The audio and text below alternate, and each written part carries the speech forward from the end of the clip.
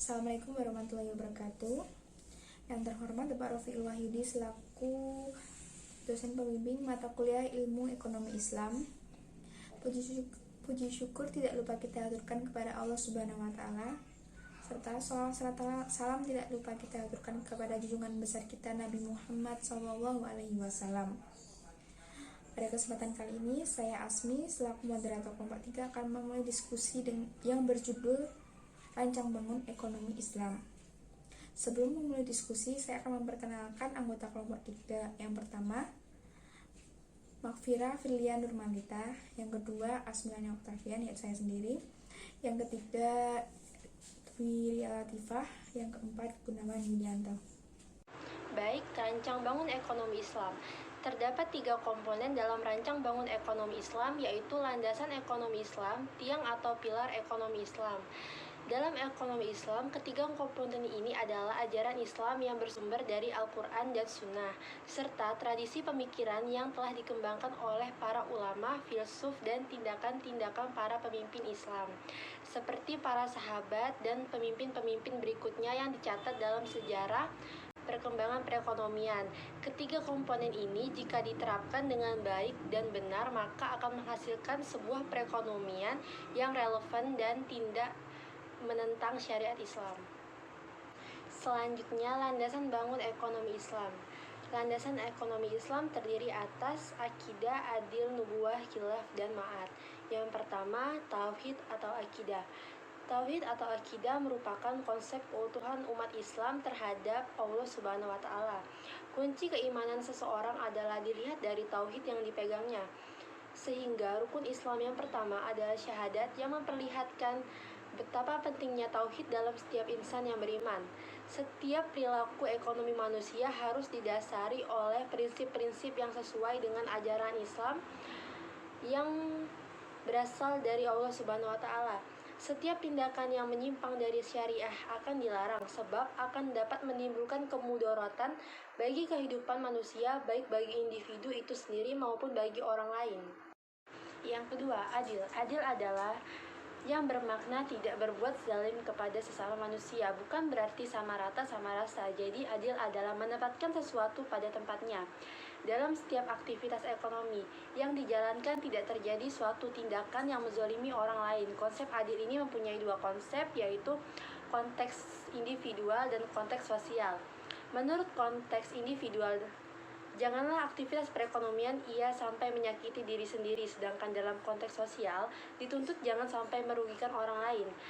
Oleh karenanya harus terjadi keseimbangan antara keduanya. Hal ini menunjukkan dalam setiap aktivitas ekonomi yang dilakukan oleh insan beriman haruslah adil agar tidak ada pihak yang tertindas. Nubuwah adalah sifat yang diberikan Allah kepada manusia pilihannya karena mereka mempunyai keistimewaan dan kemampuan khusus yang tidak dimiliki manusia lainnya, berupa wahyu dan mukjizat yang membuktikan kebenaran ajaran yang mereka bawa.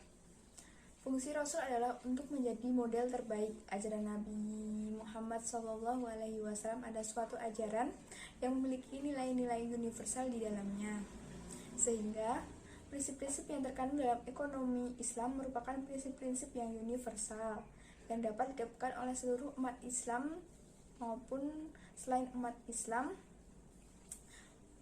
untuk meneladani sifat-sifat Nabi Muhammad, diantaranya asidik atau jujur, amanah atau dapat dipercaya, tablik atau menyampaikan, dan fatonah atau kredibilitas. 4. Khalifah. Khalifah berarti membawa implikasi pemimpin umat. Dalam hal ini bisa berarti pemerintah adalah suatu yang kecil namun memegang peran penting dalam tata kehidupan bermasyarakat. Negara memegang penting dalam mengatur segenap aktivitas perekonomian. Hal ini menunjukkan bahwa regulasi dan aturan tersebut tetap dibutuhkan selama tidak bertentangan dengan syariah Islam. 5. Ma'ad. Melalui ma'ad, manusia diperingatkan bahwa kehidupan di dunia hanyalah sementara. Karena itu, manusia hendaknya tidak menjadikan dunia sebagai tujuan pokok dari segalanya. Karena di samping kehidupan di dunia ada kehidupan lagi yang lebih kekal. Ma'ad dalam Islam berarti diperbolehkan mengambil keuntungan dalam perekonomian. Oleh karena itu, salah besar beranggapan bahwa dalam Islam tidak boleh mengambil keuntungan. Keuntungan yaitu satu hal yang dianjurkan dalam suatu sistem perekonomian. Namun dilarang dalam Islam adalah mengembalikan atau berlebihan, apalagi sampai merugikan orang banyak. Tiang atau pilar ekonomi Islam. 1. Multi-type ownership, kepemilikan multijenis. Artinya, Allah adalah pemilik primer dan manusia sebagai pemilik sekunder yang harus mempertanggungjawabkan kepemilikannya di akhirat kelak. Islam mengakui jenis-jenis kepemilikan yang beragam, yaitu 1. Ekonomi kapitalis. Kepemilikan yang diakui hanyalah kepemilikan individu semata yang bebas tanpa batasan. Yang kedua, ekonomi sosialis, yaitu hanya diakui kepemilikan bersama atau kepemilikan oleh negara, di mana kepemilikan individu tidak diakui dan setiap orang mendapatkan imbalan jasa yang sama rata. Kepemilikan individu dalam Islam sangat dijunjung tinggi, akan tetapi tetap ada batasan yang membatasi agar tidak ada pihak lain yang dirugikan karena kepemilikan individu tersebut. Freedom to act, kebebasan berusaha. Dalam hal ini bukan berarti manusia bebas melakukan apa saja untuk mendapatkan keuntungan. Lebih dari itu, manusia bebas berbuat untuk kebaikan akhirat.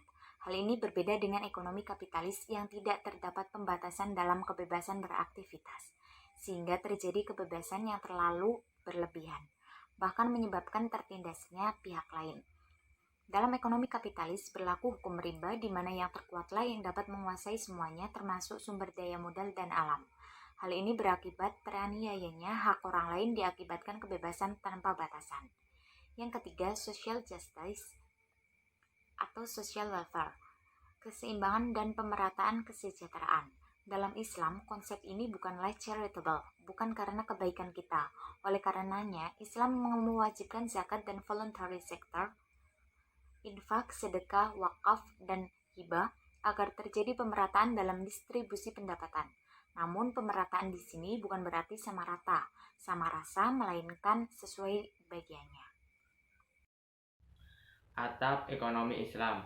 Atap dari rancang bangun ekonomi Islam itu sendiri yaitu akhlak, yang menjadi perilaku Islam dalam perekonomian, atau dalam kaitannya dengan ekonomi bisa diartikan sebagai suatu etika yang harus ada dalam setiap aktivitas ekonomi.